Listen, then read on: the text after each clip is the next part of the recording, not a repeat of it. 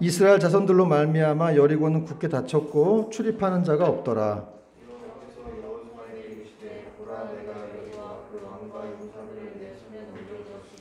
너희 모든 군사는 그 성을 둘러 성주위를 매일 한 번씩 돌되 엿새 동안을 그리하라.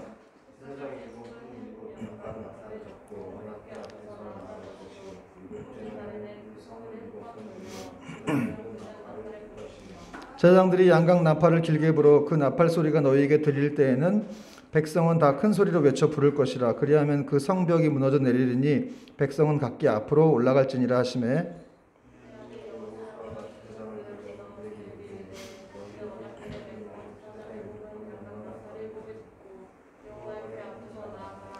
또 백성에게 이르되 나아가서 그 성을 돌되 무장한 자들이 여호와의 궤 앞에서 나아갈지니라 하니라.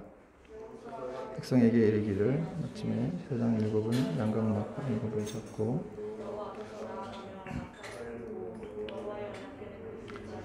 그 무장한 자들은 나팔 부는 제사장들 앞에서 행진하며 후군은 궤 뒤를 따르고 제사장들은 나팔을 불며 행진하더라.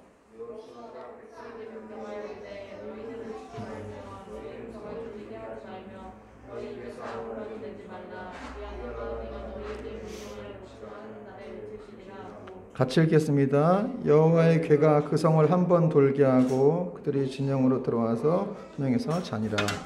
아멘.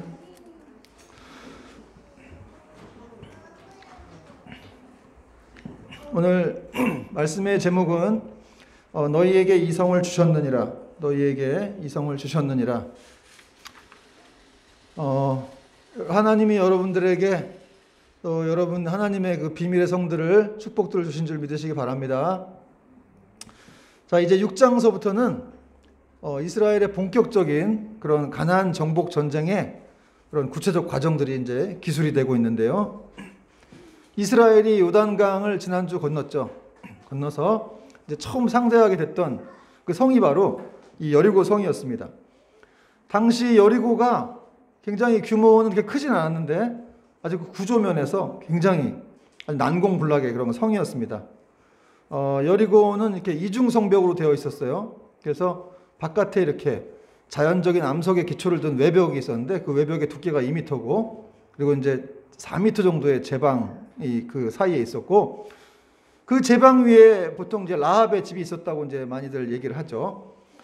그리고 그 제방 뒤에 또 하나의 성벽이 또 있는데 거기가 바로 이제 내벽이었어요. 내벽. 근데 그 두께가 자그마치 4m 정도 되는, 그러니까 앞에 2m 또 4m 건너뛰어서 또 4m 정도의 그런 두께가 되는 그런 이중성벽을 가진 그런 여리고 성이었어요.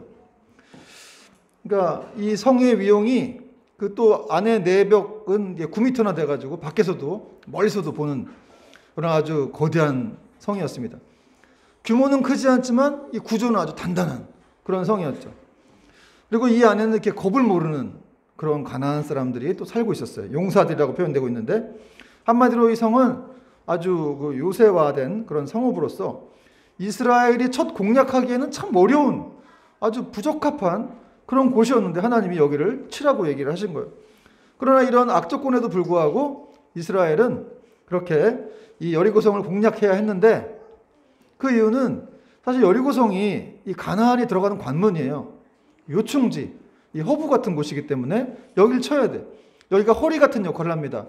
그래서 여기를 잘라야 이 가나안의 남쪽과 북쪽 이 연합 세력이 이제 도와서 이제 이스라엘을 못 돕도록 그렇게 하는 그 역할을 하기 때문에 이 성을 무조건 쳐야만, 함락시켜야만 했던 것이죠.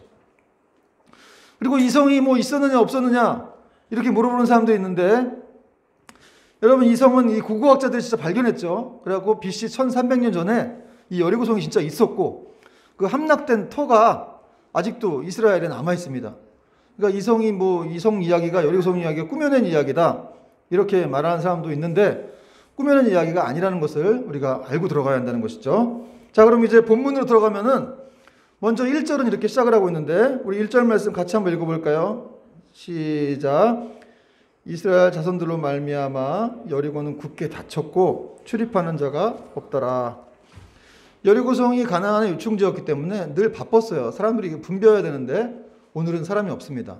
들어가는 사람도 없고 나가는 사람도 없고 아주 쥐 죽은 듯이 조용해서 그렇게 을씨년스러울 정도였습니다. 이것은 여러분 마치 폭풍 전야와 같이 전쟁에 대한 그런 분위기가 이렇게 고조되고 있다는 것을 보여주고 있어요. 그리고 또 보니까 여리고 성문이 굳게 닫혔다 이렇게 말하고 있는데 이 원어적 뜻을 살펴보면은 아주 강력하게 봉쇄가 되었다. 문이 봉쇄가 됐다 이런 뜻이에요.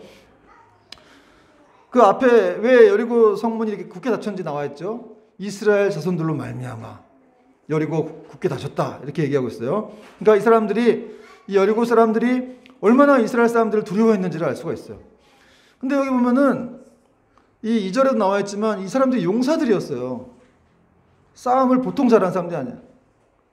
맨날 싸움만 하는 사람들이고 뭐 그거 외에는 뭐 할 일이 없는 그런 사람들 용사들이었는데 이스라엘 백성들을 이렇게 두려워했다는 것이죠.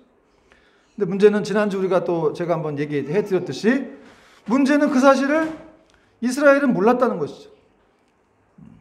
그렇게 이 여리고 성에서 그 용사들이 이스라엘을 두려워하는 줄을 이스라엘은 몰랐어요. 그래서 이스라엘 사람들도 두려워하고 불안해하고 그랬죠. 여러분 여기서 우리가 또 알 수 있는 것은 우리 스스로를 너무 이렇게 과소평가하면 안 된다라는 것을 또 알 수가 있죠. 여러분 내가 두려우면 상대방도 두려운 거예요. 더 두려워할 수가 있는 것이죠.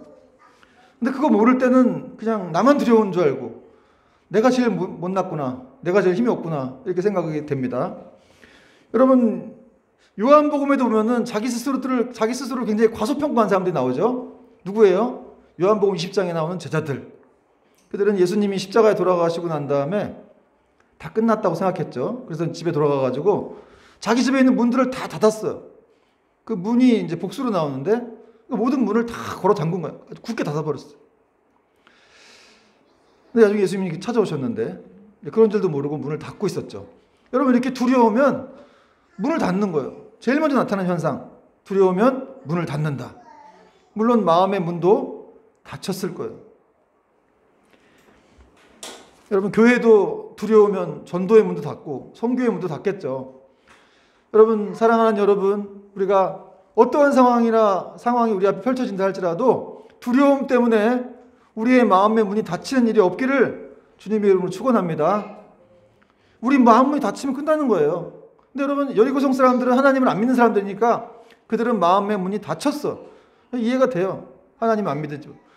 싸움 잘해도 하나님 안 믿으면 이렇게 두려운 거예요. 인간의 본능이죠. 그러나 우리는 하나님을 믿고 있기 때문에 이 두려움 때문에 자꾸 마음이 닫히고 누구 못 찾아가고 이러면 안 된다는 것이죠. 여러분 성경은 우리에게 두려운 마음을 주신 일이 없다. 이게 디모데후서 1장 7절은 말씀하고 있죠. 또 다윗도 그런 고백을 했는데 시편 27편에서 여호와는 나의 빛이요 나의 능력이시니 내가 누구를 두려워하리요. 천만 군대가 나를 둘러 진친다 할지라도 내가 두려워하지 않겠다 고백했다는 것이죠. 이 고백이 바로 저와 여러분의 고백이 되기를 축원합니다. 또 이 모습은 이렇게 여리고성이 굳게 닫혀 있는 모습은 이스라엘 백성들이 이 가나안 속으로 파고 들어갈 수 없었다는 것을 또 말해주고 있는데요.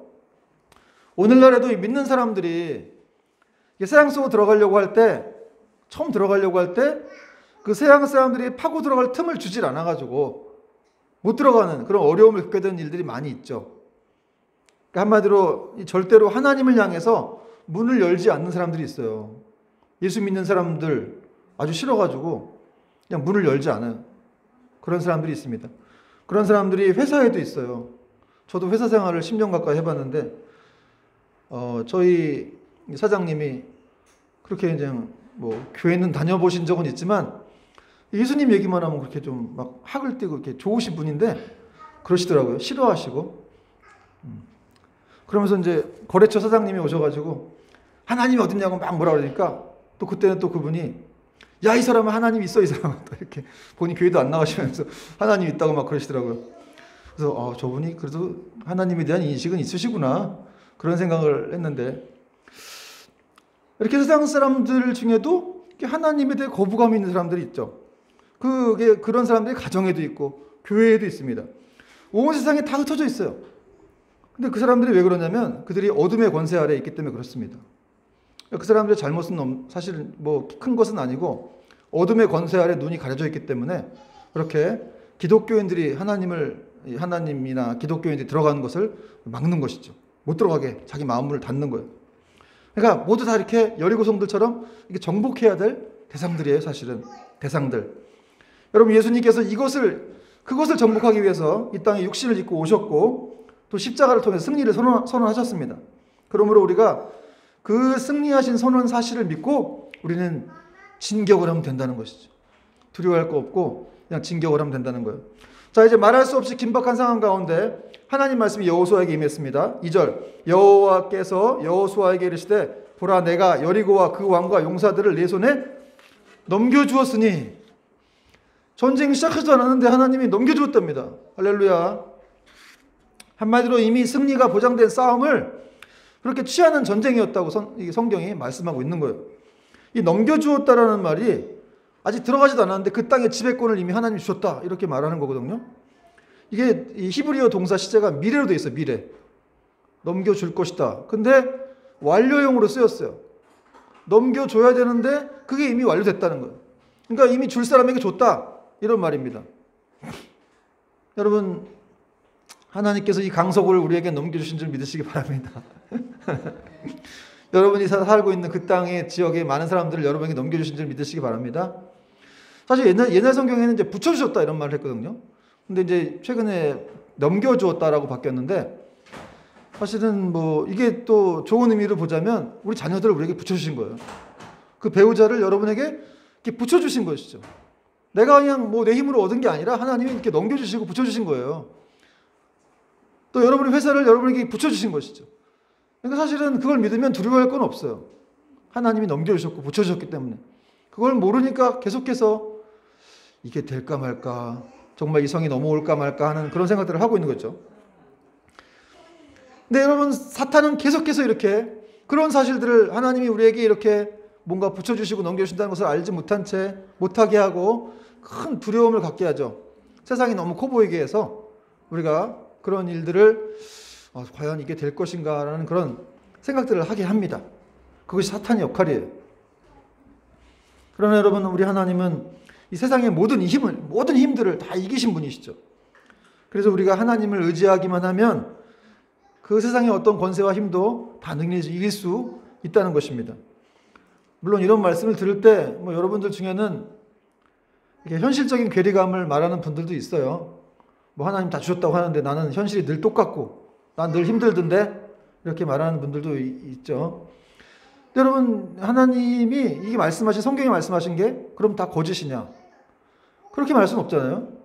하나님께서 사실은 우리에게 주신 게 많고 또 앞으로 미래에도 또 많이 이렇게 축복 가운데 우리가 믿음으로 순종할 때 그런 길들을 열어주신다는 거. 그걸 분명히 믿어야 됩니다. 성경은 하나님께서 우리의 아버지라고 말씀하고 계시고 그 자녀가 구할 때 가장 좋은 것을 주시는 분이시다.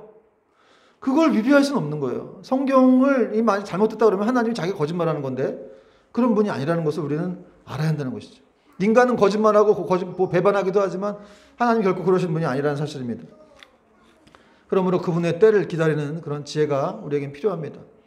또 우리에게 만약에 필요하지 않다면 주시지 않겠죠. 어쨌든 그러나 우리가 이렇게 자녀를 기르다 보면 그 자녀가 너무 사랑스럽듯이 다 주고 싶죠.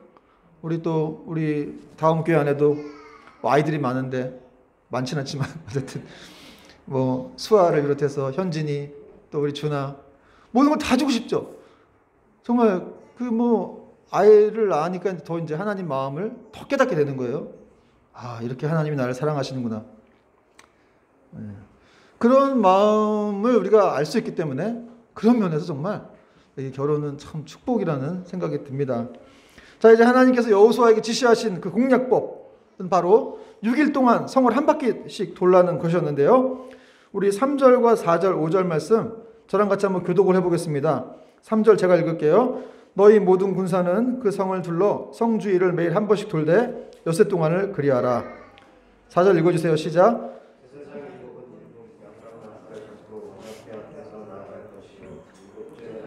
성을 7번 돌며 제사장들은 나팔을 불 것입니다. 5절입니다. 제사장들이 양각 나팔을 길게 불어 그 나팔 소리가 너희에게 들릴 때에는 백성은 큰 소리로 외쳐 부를 것이라. 그리하면 그 성벽이 무너져 내리리니 백성은 각기 앞으로 올라갈지니라. 좀 말이 어려운데 좀 생각해보면 또 쉬워요. 그죠? 이 성을 무너뜨리는 전략을 말씀하셨는데 하나님께서 이게 언약궤를 메고 이렇게 성을 한 바퀴씩 돌아라. 6일 동안 한 바퀴씩 돌아라. 그리고 7일째에는 7바퀴를 돌고 나팔을 불고 소리를 쳐라. 그러면 성이 무너진다. 이렇게 말씀하신 거예요. 어떻게 보면 인간적으로 볼 때 굉장히 좀 미련해 보여요. 너무 어리석은 방법처럼 보입니다. 아니 차라리 뭐 한 바퀴가 아니라 100바퀴를 돌면 더 무너질 것 같기도 한데 근데 한 바퀴만 돌라고 하셨어요. 그러니까 한 바퀴만 돌아야 돼요. 또 제사장들하고 이렇게 나팔 불면서 돌라고 하셨는데 어떻게 보면 진짜 참 미련해 보이기도 하고 그런다고 성이 무너지나? 뭐 포크레인 갖고 와갖고 뭐 아니면 뭐 대포를 쏘거나 그런 것도 아니고 그냥 한 바퀴씩 돌아라. 6일 동안 7일째에는 7바퀴 돌아라. 참 생각할수록 황당하고 이해가 되지 않는 명령인데 왜 이런 명령을 내리신 것일까? 왜 그런 것입니까 여러분? 이스라엘 백성들이 여리고를 이렇게 취하기 위해서는 믿음의 순종이 필요했다는 것을 말씀하고 있습니다. 다시 말해서 하나님이 정하신 때까지 믿음으로 참고 기다려야 된다. 이런 걸 말씀해 주시는 거예요. 그러니까 한 바퀴씩 매일 돌면서 이게 뭐 하는 짓이냐 지금 참 하나님도 참 너무하신다. 이렇게 생각할 수도 있었겠죠. 또 하나님이 너희 침묵하라고 했잖아요. 침묵하고 아무 소리도 내지 말라. 그러니까 여러분 불평불만을 늘 말하길 좋아했던 이스라엘 백성들 입장에서 침묵하기가 쉽지 않아요. 참 여러 가지로 어려웠는데 근데 이 사람들은 그렇게 행동을 하지 않았어야 했습니다. 여러분 그러므로 하나님의 일이란 것은 결코 이 믿음의 인내가 없이는 이루어지지 않는다는 것을 성경이 또 말하고 있어요. 이게 믿음으로 기다려야 한다는 것을 어떻게 하냐면 신약 성경에 가면 히브리서 11장 30절에도 그걸 증언하고 있는데 이런 내용이 있어요. 믿음으로 7일 동안 여리고를 도니 성이 무너졌으며 분명히 믿음으로 7일 동안 여리고를 도왔더니 성이 무너졌다. 결국은 믿음의 문제였다. 믿음의 순종의 문제였다는 것을 히브리 성경 기자도 말씀하고 있다는 것이죠. 여러분 행동하는 것만이 꼭 믿음은 아니죠.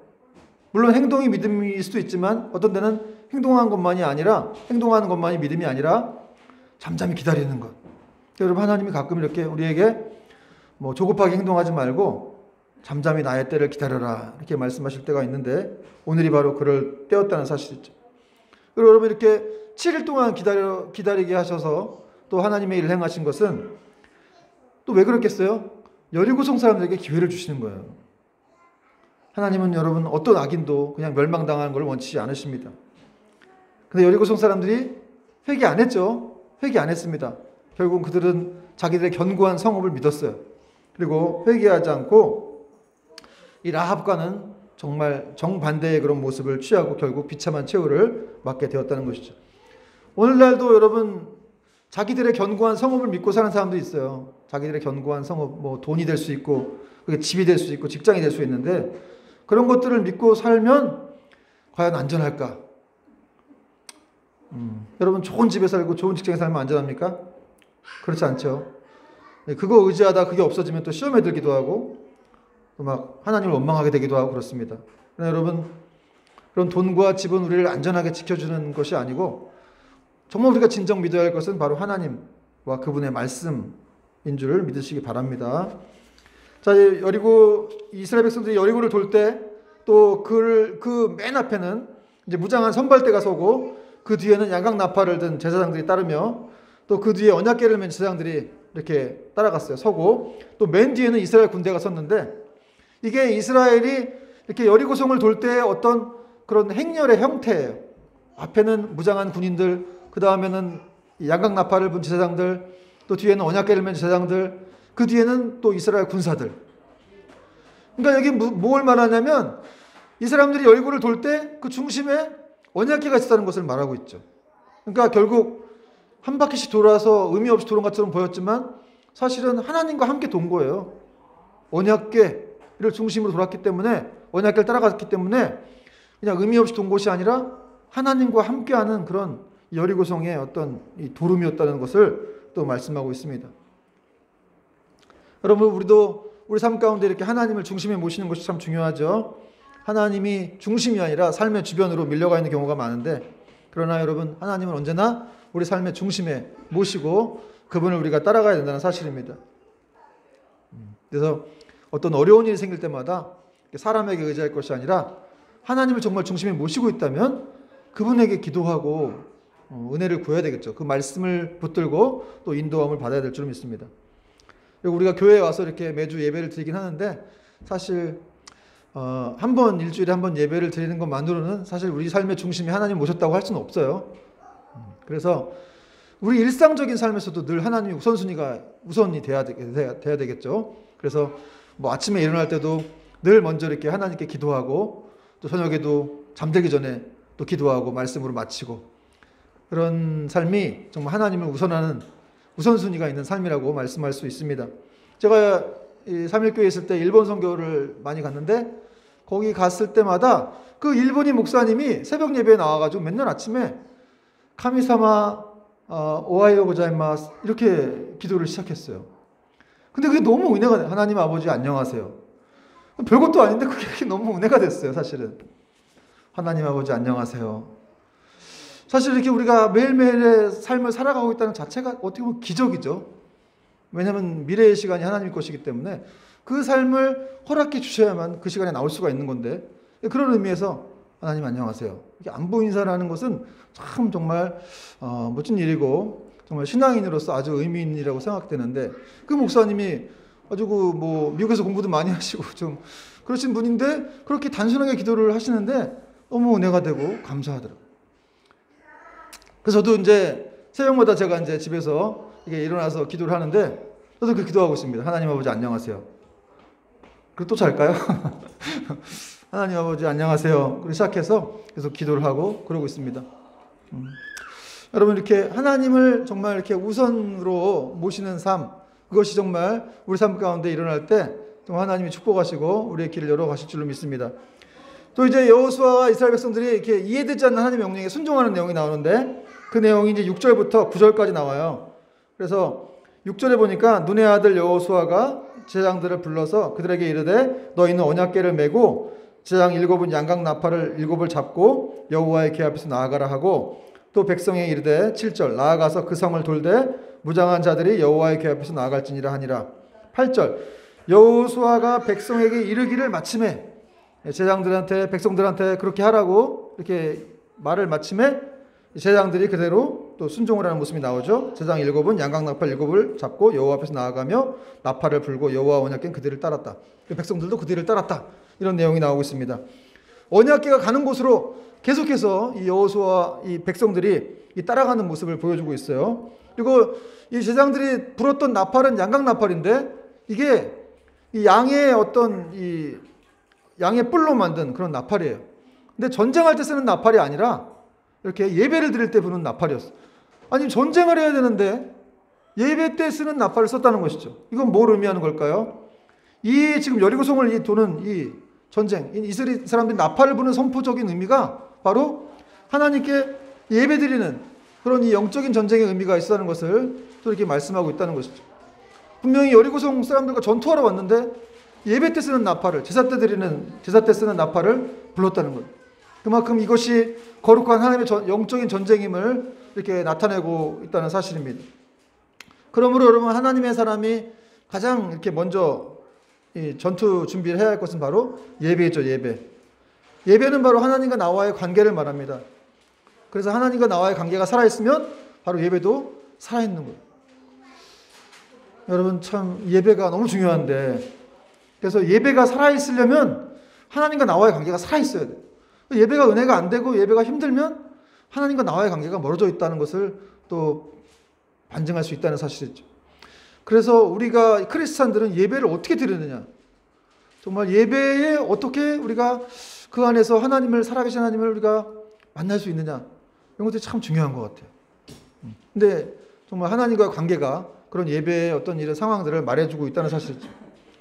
그리고 하나님과의 그 관계가 설정이 되고 또 예배가 살아나면 우리의 어떤 일상적인 이 난공불락에 우리를 괴롭히는 그런 성들도 무너뜨릴 수 있는 우리가 놀라운 군사가 될 수 있다는 사실입니다.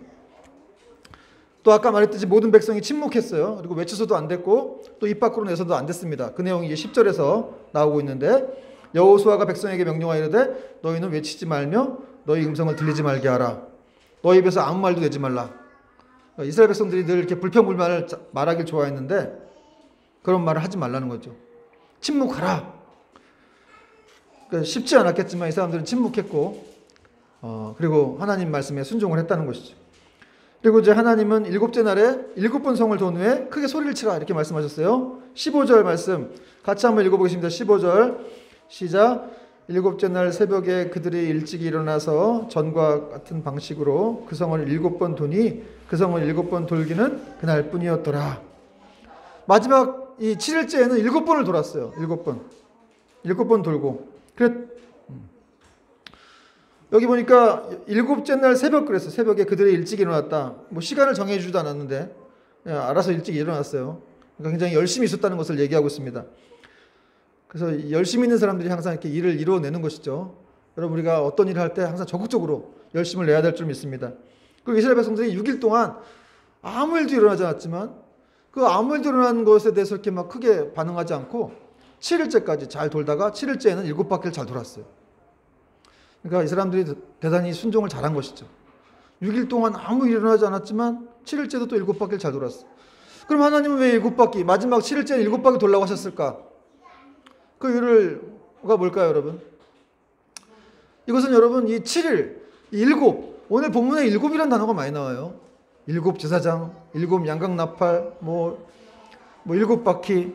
근데 7이라는 단어가 히브리 쪽으로, 이 성경 쪽으로 그 완전수를 얘기하죠. 거룩한 숫자예요. 그러니까 하나님의 사역을 의미하는데, 그러니까 한마디로 7바퀴 돌게 하신 이유는 이 구원의 약속이라는 것이 하나님 방법대로 하나님이 정하신 때 이렇게 성취가 된다는 것을 이렇게 또 말씀하고 있는 겁니다. 여러분 7일째는 안식일인데 이 사람들이 돌았어요. 그것도 좀 이상하죠. 안식일날 가만히 있어야 되는데 왜 돌았을까? 노동하면 안 되잖아요. 안식일날 7일째인데 근데 돌았어요. 이 사람들이 행한 일들이 노동이 아니라 사실은 종교적인 행위, 바로 예배였기 때문에 그렇습니다. 그래서 이 안식일에 할 일을 한 것뿐이죠.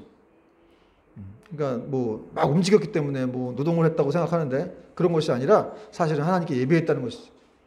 그래서 오늘 뭐 나중에도 나오지만 그 재물들을 다 바쳐라. 뭐 이 양각 나팔을 분 제사장들이 또 나팔을 불게 되기도 하고 이 제사 때 쓰이는 그런 나팔을 불었다고 제가 얘기했죠.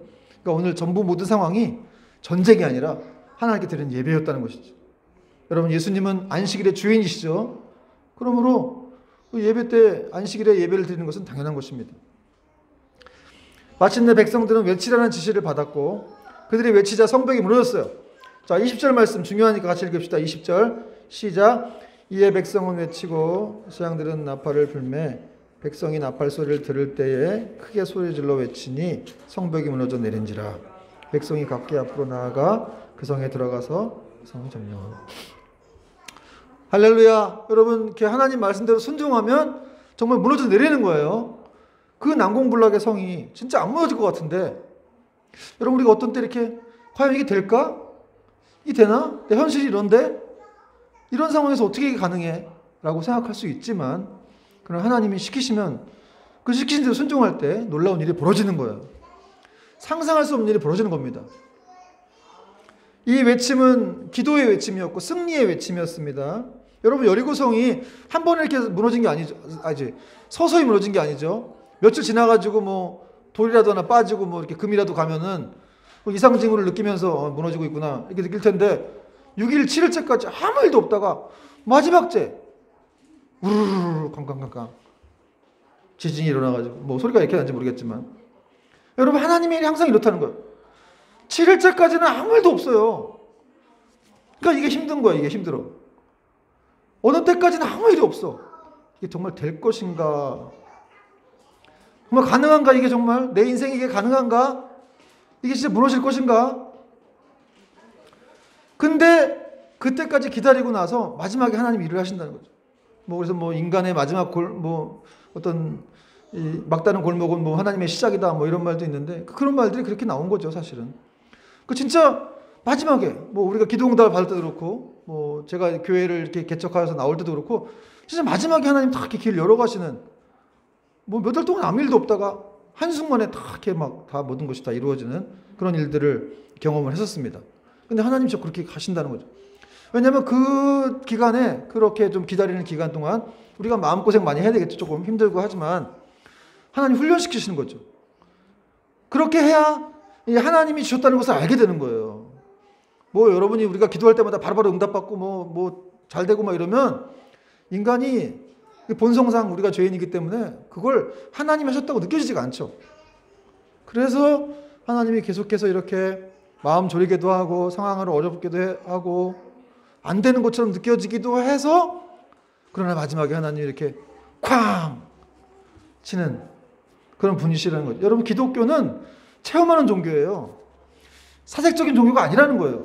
생각에서 사고에서 멈추는 종교가 아니라는 것이죠. 왜냐하면 하나님이 살아계시기 때문에 반드시 체험하게 되는 거예요.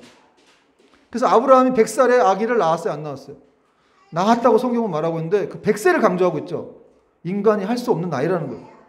절망스러운 나이라는 거예요. 너희 힘으로는 할 수 없지만 하나님은 체험케 하시는 분이다. 이런 것들을 말씀하고 있는 것이죠. 만약에 이스라엘 백성들이 하루라도 안 나가고 뭐 13바퀴, 총 13바퀴 돌았는데 13바퀴 중에 한 바퀴만 안 돌았으면 무너지지 않았을 거예요. 근데 무너지지 않는 게 이들에게 도움이 되는 거예요, 사실은.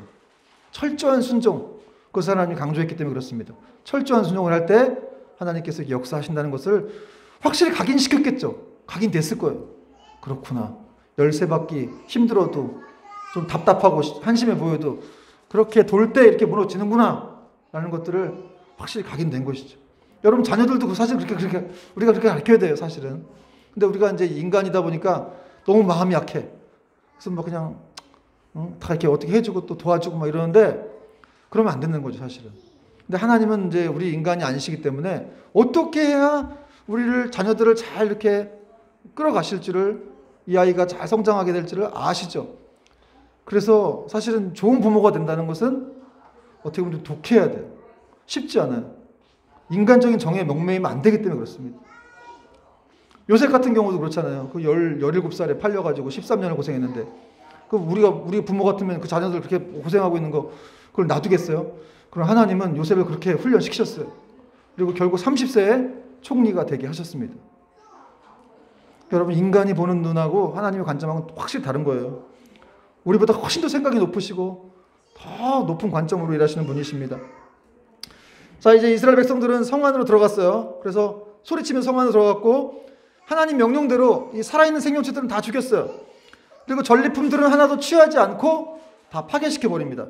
그 내용이 이제 18절, 19절, 21절 나오는데 18절 보니까 너희는 온전히 바치고 그 바친 것 중에서 어떤 것이든지 취하여 너희가 이스라엘 진영으로 바치는 것이 되게 하여 고통을 당하게 되지 아니하도록 오직 너희는 그 바친 물건에 손대지 말라. 바친 물건 손대지 말라는 거예요. 그리고 은금과 동철 기구들은 다 여호와께 구별될 것이니 그것을 여호와의 곳간에 드릴지니라. 이게 제사예요. 그러니까 이 사람들이 다 제사의 어떤 그런 제물로 바쳐지는 것이죠. 하나님께서 모든 것을 다 이렇게 진멸하라고 하셨는데 이렇게 하는 것을 히브리어로 이제 헤렘이라고 하는데 헤렘. 하나님의 저주, 심판 뭐 이런 뜻이에요. 그래서 하나님이 헤렘으로 정하신 것은 백성들이 개인적으로 취하면 안 됩니다. 하나님께서 여리고를 하나의 어떤 죄악의 상징으로 보셨어요. 마치 소돔과 고모라 같이 이렇게 보신 거예요. 그리고 이제 칼날로 어린아이까지 다 이렇게 멸하라고 하셨는데 이런 구절들을 보면서 이제 세상 사람들이 그러죠. 하나님이 사랑의 하나님인데 이렇게 다 죽이라고 그러냐? 어린아이까지 다 죽여? 이게 말이 돼? 이게 사랑의 하나님이야? 이렇게 얘기를 하죠. 근데 여러분 사실은 이것이 상징적인 의미가 있는데 당시 가나안 사람들 또 여리고성 사람들이 아주 우상 숭배가 만연했어요. 그래갖고 이 사람들이 막 달의 여신을 섬기고 또 막 음란하고 이 퇴폐한 문화가 가득했기 때문에 동성애, 뭐 근친상간, 또 짐승하고 하는 수간 뭐 이런 것들 이걸로 다 오염되어 있어가지고 그냥 그 뭐 이 사람들이 갖고 있는 그릇이라든지 뭐 어떤 기물이라든지 집이라든지 이런 다 보면 우상들이 막 새겨져 있고 그럴 수가 있다는 것이죠. 그래서 하나님은 신명기에서도 가나안 땅에 들어가면 다 진멸하라 이런 말씀하셨어요. 왜냐하면 이스라엘 사람들에게 그게 전염될까 봐. 여러분 악한 영향들은 금방 이렇게 부정적인 영향들은 금방 전파가 됩니다. 좋은 것보다도 이 악한 것들은 더 빨리 전파가 되기 때문에 하나님이 그걸 아셔서 철저한 심판을 행하라 이렇게 말씀하셨던 거예요. 여러분 거룩하신 하나님이시기 때문에 가장 싫어하는 게 뭐겠어요? 죄 문제죠. 죄 문제. 그리고 죄 문제만큼은 하나님이 이렇게 가만히 내버려 두시는 것처럼 보여도 이 죄 문제만큼 철저하게 심판하시는 거예요. 사랑의 하나님이시지만 언제까지 기다려주는 분은 아니라는 것이죠. 사실은 7일 동안 이 여리고 성 사람들 기회를 줬어요. 한 바퀴 돌고 두 바퀴 돌고 자기들도 이렇게 두 바퀴 한 바퀴 돌면서 얘네들이 뭐 하는 건가? 어쩌면 약간 좀 한 바퀴 두 바퀴 세 바퀴 막 며칠 돌면서 여리고 사람들도 뭔가 압박을 좀 받았겠죠. 뭐 하는 거지? 그리고 분명히 하나님을 두려워했고 라합처럼 이 사람도 느꼈는데 결국 회개하지 않았다는 것이죠. 그러나 여러분, 이런 난리통, 이런 아비규환의 이런 난리통 속에서도 하나님이 한 사람을 생각하셨어요. 하나님 믿고 회개한 한 영혼. 누구예요? 라합을 생각하셨습니다. 17절 읽어보니까 이 성과 그 가운데 있는 모든 것은 여호와께 온전히 바치되 기생 라합과 그 집에 동거하는 자는 모두 살려주라. 이는 우리가 보낸 사자들을 그가 숨겨주었음이니라.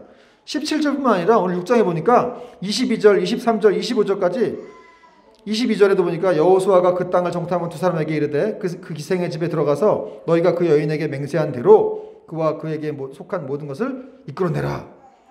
또 23절에도 25절 여호수아가 기생 라합의 그의 아버지 가족과 그에게 속한 모든 것을 살렸으므로. 오늘 본문에 4번이나 라합에 대한 얘기가 나오고 있어요. 살렸다는 거죠. 라합은 살았다는 거죠. 여러분, 하나님이 그만큼 라합에게 대해서 관심이 있다는 것을 지금 보여주고 있는 것이죠. 라합의 믿음이, 그런 정말 절실한 믿음, 하나님을 믿는 믿음이, 그녀의 믿음이 결코 헛되지 않았다는 것을 성경이 지금 보여주고 있는 것입니다. 여러분, 우리가 하나님에 대해서 갖는 그런 믿음도 결코 헛되지 않습니다.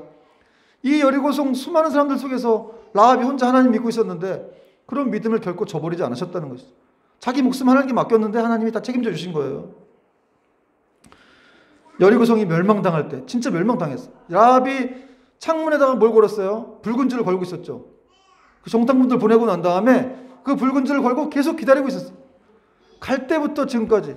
근데 진짜 이스라엘 백성들이 왔어 안 왔어? 왔어요. 와서 여리고성이 그들의 말한 대로 멸망을 했고, 그 노아의 방주처럼 그 기생 라합과 그의 가족들만 그 엄청난 아비규환의 그런 고통 속에서 이들은 살게 되었다는 사실입니다. 여러분, 그녀의 목숨 건 믿음이 이렇게 이 헤렘에서 하나님의 무서운 심판에서 건져내었고, 라합은 여러분 이 신분이 아주 비천한 여인이었죠. 그리고 이방 여인이었고 정말 내세울 거 아무것도 없는 그런 여인이었는데, 이 여인이 나중에는 이제 예수님의 조상이 됩니다. 다윗의 조상이 되고 예수님의 조상으로까지 되는 그런 은혜를 입게 되었다는 사실이죠. 여러분, 아주 연약한 여인이고 작은 사람이고 아무것도 없는 사람인데 하나님을 붙들었어요. 하나님을 믿었던 그 믿음을 통해서 이 사람이 나중에는 예수님의 조상까지 되는 그런 은혜를 입게 됩니다. 아주 겨자씨만한 믿음 하나 가지고 이 인생을 이렇게 바꿔놓고 하나님은 이 인생을 이렇게 축복의 그릇으로, 축복의 통로로 만들어 주셨다는 사실입니다. 신실하신 하나님, 결코 그 믿음을 저버리지 않는 하나님이십니다. 말씀의 결론을 맺겠는데요. 사랑하는 여러분, 우리 모두는 이렇게 두렵고 힘들지만 우리가 어려워도 반드시 이렇게 무너뜨려야 되는, 함락시켜야만 되는 우리 안에 결코 피해갈 수 없는 우리 안에 이 내면의 여리고성, 또 외면의 여리고성이 있어요. 그게 두려움일 수도 있어요. 그걸 무너뜨려야 돼. 그게 돈일 수도 있어요. 그게 우리의 자격지심일 수도 있고, 우리의 패배의식일 수도 있고, 또 우리의 잘못된 습관일 수가 있고, 우리의 자녀일 수도 있는데 그걸 무너뜨려야 되는 것이죠. 근데 성경은 이걸 어떻게 무너뜨리냐고 얘기하냐면 오직 믿음과 순종으로, 믿음의 순종으로 이것이 무너지게 될 것이다. 너는 안 되지만 그러나 하나님 말씀을 믿고 순종했을 때 반드시 이것은 무너진다. 이런 말씀을 하고 있죠. 근데 이 평범한 진리를 많은 그리스도인들이 잘 몰라요. 그래서 내 삶에 왜 기적이 안 일어나지? 이렇게 생각을 한다는 거예요. 그러나 여러분, 우리 모두는 그런 사람들이 될 수 있기를 주님의 이름으로 축원합니다. 또 전능하신 하나님이 말씀만으로 여리고성을 다 물리칠 수도 있었지만 그렇게 안 하셨어요. 말씀만으로 세상을 창조하신 분이 여리고성 하나 없어져라 그럼 되는데 그렇게 안 하셨다는 것이죠. 그리고 여리고성 한 바퀴 돌게 하고 7일째는 7바퀴 돌게 하셨다는 거예요. 왜 그렇습니까? 이유가 있는 거예요, 사실은. 그래서 이 폴 톰스라는 목사님은 이런 말을 했어요. 하나님이 정말 목표하신 것은 여리고성 정복이 아니라 이스라엘 백성들의 마음을 정복하려고 하셨기 때문이다. 좀 멋진 말을 했어요. 여리고성 정복이 목적이 아니라 하나님은 이스라엘 백성들의 마음을 가지시려고 했다는 거죠. 그 마음을 정복하려고 하셨다는 거죠. 모든 것을 다 가지신 하나님, 부족한 것이 없는 하나님인데 우리의 마음을 갖기를 원하시는 것이죠. 여러분의 마음은 정말 하나님을 향해 있습니까? 여러분 참 사람을 너무 하나님이 사람을 그 형상으로 만들었다고 하셨는데 너무 잘 만들어놨어요. 제가 보니까. 근데 인간이 타락을 하면서 어떤 본성상 하나님을 주인으로 주인으로 두지 않으려고 하는 그런 마음 속에서 우리가 스스로 생활하려고 하고 또 웬만하면 자꾸 하나님의 궤도에서 벗어나려고 하고 그런 모습들이 우리에겐 있어요. 저도 그런 것 같아요. 틈만 나면 죄를 지으려고 하고 또 막 근데 그래도 하나님은 계속해서 그냥 우리에게 손짓을 하는 거죠. 손을 내미세요. 나를 붙잡아라. 그것만이 네가 살 길이다. 물론 우리는 하나님의 은혜 가운데 계속해서 그 큰 구원의 그림 안에 우리는 들어가 있어요. 그래서 우리의 구원은 결코 소멸되지 않거나 없어지지 않습니다. 그럼에도 계속해서 하나님은 우리를 로봇처럼 만드지 않으셨기 때문에 저도 믿음이 흔들릴 때 그냥 차라리 로봇처럼 만들어도 좋겠다 이런 생각을 한 적이 있었어요. 근데 그건 사랑이 아니죠. 하나님은 살아계시고 인격적인 하나님이시기 때문에 우리와 인격적인 관계를 맺고 싶으시는 거예요. 그게 제 사랑 아닙니까? 그래서 우리의 마음을 원하시는 거예요. 나는 너의 마음을 원한다. 여러분, 우리 하나님께서 어떤 분이신지 우리는 잘 알고 있습니다. 요단강 도하와 또 이렇게 이 여리고성의 승리는 이스라엘 백성들이 손 하나 까딱 안 했지만 하나님의 역사로 다 이루어졌어요.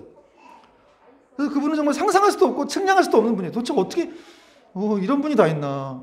어떻게 이렇게 일을 하실까라고 생각할 수 있지만 그런 분을 중요한 건 우리가 그분을 아버지로 모시고 있고 또 그분의 놀라운 사랑으로 우리는 또 그분의 자녀가 되었습니다. 백성들이 되었습니다. 그래서 러시아의 대문호 톨스토이의 말처럼 세상에 이보다 더 큰 행복은 없는 거예요. 톨스토이가 한 말이에요. 인간이 하나님을 믿고 있다는 것, 이보다 더 큰 행복은 세상에 없다. 이 말이 정답입니다. 여러분, 그래서 우리는 그분을 그냥 뭘 하려고 한다기보다도 그냥 그분의 사랑을 받아들이면 되고 그분을 인정하시면 되고 그래서 그분을 계속해서 이렇게 말씀에 따라갈 때 하나님이 기뻐하시고 또 우리의 길을 열어가신다는 것이죠. 여러분, 이 한 주도 우리를 향해서 신실하신 하나님, 우리는 하나님께 신실하지 않지만 하나님 우리에 대해서 정말 신실하시죠. 그 신실하신 사랑을 붙들고 담대한 믿음과 순종으로 승리하는 은혜가 있기를 주님의 이름으로 축원합니다. 자, 우리 찬양하겠습니다. 아무것도 두려워하지 말라. 우리 현진이가 좋아하는 찬양.